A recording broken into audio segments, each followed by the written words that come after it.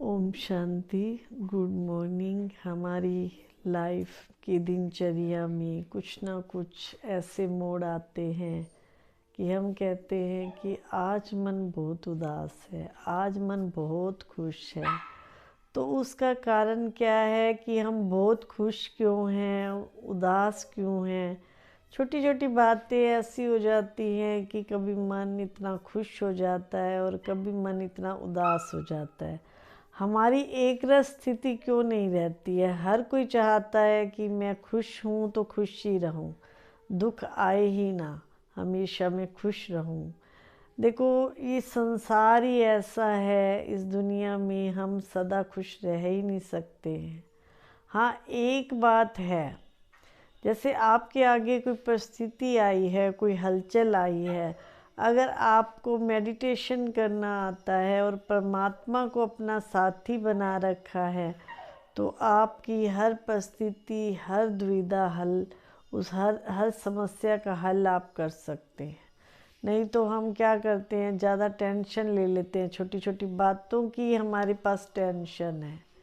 मान लो घर में कोई 100 तरह की बातें होती हैं घर में। अगर किसी ने हमारे से गुस्से से बात कर ली, अगर हमारा बेटा सेट नहीं है, बेटी सेट नहीं है, बिजनेस में घाटा आ गया है, तो ऐसी परिस्थितियाँ आज हम देख रहे हैं जो मनुष्य को नींद ही नहीं आती है सोच सोच करके।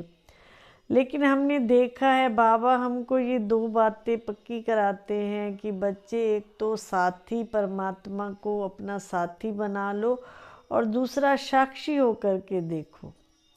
जैसे साक्षी माना, हम कहीं जा रहे हैं और हमारे सामने से कोई गुजर रहा है तो हम कह देते हैं, अरे भाई मैंने तो देखा ही नहीं, आप कब आए।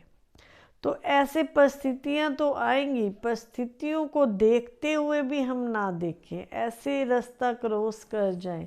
जैसे बाबा कई बार ये भी कहते हैं कि एरोप्लेन पे जब ऊपर होते हैं तो हमें नीचे का कुछ भी दिखाई नहीं देता, ऐसे प्लेन बिल्कुल सब कुछ छोटा छोटा, और बिल्कुल जब बादलों में होते हैं तो ना नीचे का दिखता है ना ऊपर का दिखता है।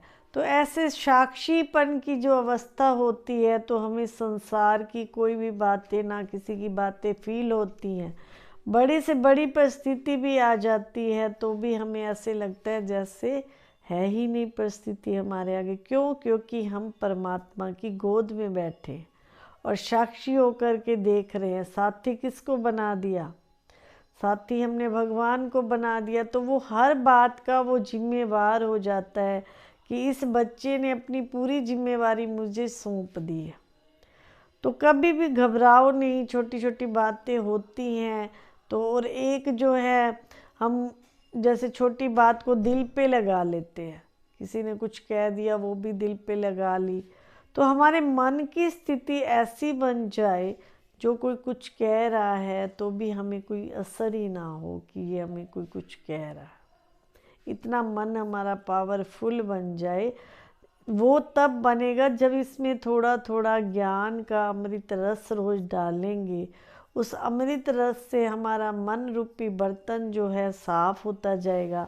तो कोई कीचड़ा भी डालेगा ना, कोई ऐसी चीज़ भी डालेगा तो क्यों हमारा मन साफ है। कहते हैं शेरनी का जो दूध होता है वो सोने के बर्तन में ठहर सकता है और कोई बर्तन में ठहर ही नहीं सकता। तो ऐसे परमात्मा जब हमारी बुद्धि रूपी बर्तन सोने का बना देते हैं तो उस हमारे आगे कोई ऐसी वैसी बातें हमारे अंदर ठहर ही नहीं पाएंगी, सिर्फ एक परमात्मा की बातें ही ठहरेंगी। तो अपने मन को पावरफुल बनाओ, मजबूत बनाओ, अपने लिए समय निकालो। समय निकाल करके उस परमात्मा का ध्यान करना सीखें तो ध्यान से ही हमारा मन पावरफुल बनेगा। तन भी तंदुरुस्त बनेगा, मन भी तंदुरुस्त बनेगा। जहाँ मन और तन अच्छा है तो धन तो अपने आप ही आता है।